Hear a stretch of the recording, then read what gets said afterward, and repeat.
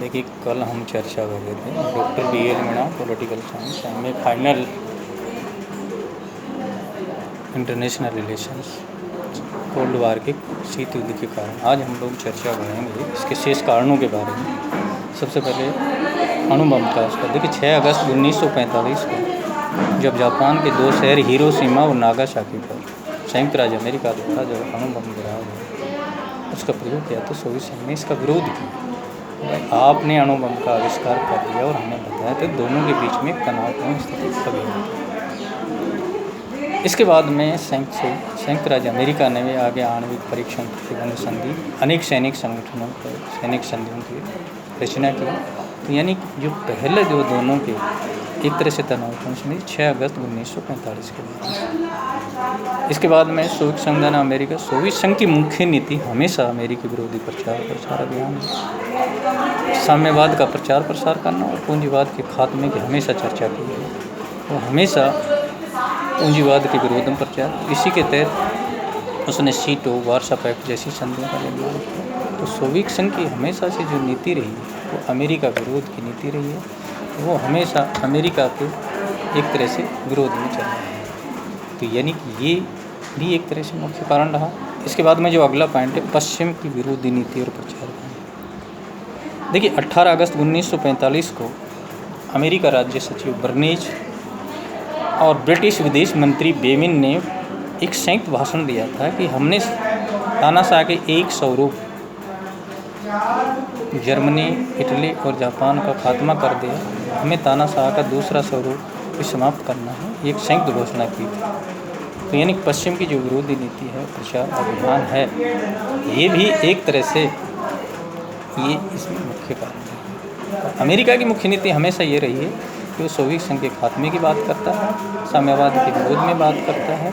तो ये भी दोनों के बीच में एक तनावपूर्ण स्थिति है, एक वाक कटुता, विरोधी प्रचार अभियान, सैनिक संगठनों और सैनिक गठबंधन। इसके बाद में बर्लिन की नाकेबंदी जून 1948 में सोवियत संघ द्वारा पश्चिमी जर्मनी की राजधानी बर्लिन की पूर्ण रूप से नाकेबंदी कर दी गई है और प्रतिबंध लगा दिया गया है कि पश्चिमी जर्मनी के बोन के जो कोई भी लोग इधर पूर्वी जर्मनी में आ जा नहीं सकेंगे, किसी प्रकार का कोई व्यापारिक यातायात का साधन। इसका संयुक्त राज्य अमेरिका, इंग्लैंड और फ्रांस ने विरोध किया कि भाई अभी विभाजन हुआ है और दोनों देशों के लोग एक दूसरे देश में आ जा सकेंगे, इसलिए इस प्रकार की नीति का विरोध कर लेते और बर्लिन की नाकेबंदी को पूर्ण तरह ख़त्म किया जाए और दोनों देश आपस में एक दूसरे से व्यापारिक संबंध स्थापित कर सकता है। इसके बाद में है कि सोवियत संघ द्वारा वीटो का वार जहाँ कहीं भी अंतर्राष्ट्रीय समस्याओं के बारे में चर्चा होती थी, किसी भी समस्या के समाधान के लिए, तो जहाँ इंग्लैंड, फ्रांस और अमेरिका एक तरफ हुआ करते थे और सोवियत संघ द्वारा हमेशा वीटो का बार बार प्रयोग किया गया। इसके लेकर भी संयुक्त राज्य अमेरिका और सोवियत संघ के बीच में तनावपूर्ण संबंध रहे कि वीटो का बार बार प्रयोग करना ये भी एक तरह से दोनों के बीच में।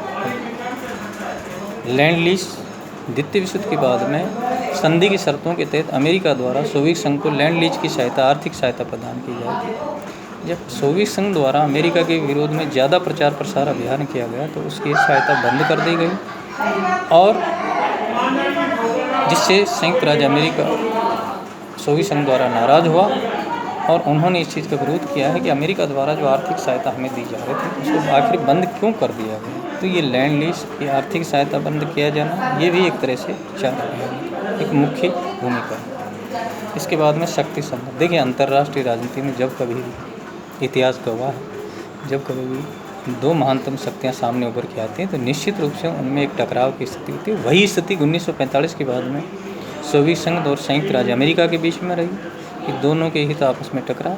एक का उद्देश्य पूंजीवादी शासन व्यवस्था का प्रचार प्रसार किया जाए और साम्यवाद का विरोध किया जाए। दूसरे की व्यवस्था थी कि साम्यवाद का खात्मा करना, ये अमेरिका का उद्देश्य। और इसके तहत इन्होंने मार्शल योजना, राष्ट्रपति ट्रूमैन 5 जून एकटा और आइजनहावर सिद्धांत जैसी अनेक योजनाओं का, जिसका मुख्य उद्देश्य ये ही था कि आर्थिक सहायता प्रदान करना और साम्यवाद का प्रचार प्रसार को रोकना, पूंजीवाद को बढ़ावा देना। तो ये भी एक तरह से तो शक्ति संघर्ष की राजनीति, अंतर्राष्ट्रीय शक्ति संघर्ष की हित संघर्ष। राष्ट्र हर देश का एक मुख्य उद्देश्य होता था कि उसके अपने कुछ राष्ट्रीय हित होते हैं और उसी के तहत वो काम करता है। तो यहाँ राष्ट्रीय हितों की भी एक बात है जिसके तहत दोनों देशों के हित हमेशा टकराते रहते थे। अमेरिका का मुख्य उद्देश्य था पूंजीवाद का प्रचार प्रसार करना और साम्यवाद का विरोध करना। और साम्यवाद के सोवियत संघ का मुख्य उद्देश्य था कि विश्व में साम्यवादी शासन की स्थापना की जाए और इसके लिए इन्होंने प्रयास भी किए हैं। तो ये राष्ट्रीय यानी हित संघर्ष भी अंतर्राष्ट्रीय राजनीति का एक बहुत बड़ा हिस्सा है। तो ये भी एक कारण रहा है। तो ये थे शीत युद्ध के कुछ महत्वपूर्ण। आज हम चर्चा करेंगे कि शीत युद्ध के जो चरण 6 देखिए, प्रथम चरण 1917 से लेकर 1945 तक है। द्वितीय चरण 1946 से लेकर 1953 तक है। और जो तृतीय चरण है 1953 से 1958 के बीच का है। चतुर्थ चरण 1959 से 1962 है। पंचम चरण है 1963 से 1979 तक है। और षष्ठ चरण है 1980 से 1989 तक।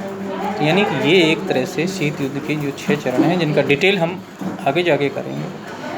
और यही एक शीत युद्ध, यानी शीत युद्ध हकीकत में है क्या? शीत युद्ध 1945 से 1989 तक संयुक्त राज्य अमेरिका और सोवियत संघ के बीच में एक तनावपूर्ण स्थिति का नाम ही शीत युद्ध। दोनों देशों में कभी युद्ध नहीं हुआ, युद्ध की परिस्थिति हमेशा बनी रही और उस परिस्थितियों को बरकरार इसी का कोल्ड वॉर है। अमेरिका ने नाटो, सीटो, सेंटो जैसी अनेक संधियों का निर्माण किया। उसके जवाब में सोवियत संघ ने वार्सा पैक्ट, सेंटो जैसी संधियों का, और दोनों महातम शक्तियाँ अंतर्राष्ट्रीय विश्व में गुटों में विभाजित हो गई। जहाँ कहीं भी अंतर्राष्ट्रीय विश्व में दो देशों के बीच में संघर्ष की स्थिति, ये दोनों महातम शक्तियाँ लग गई। ये था और इसका जो शेष भाग है हम लोग कल चर्चा करेंगे।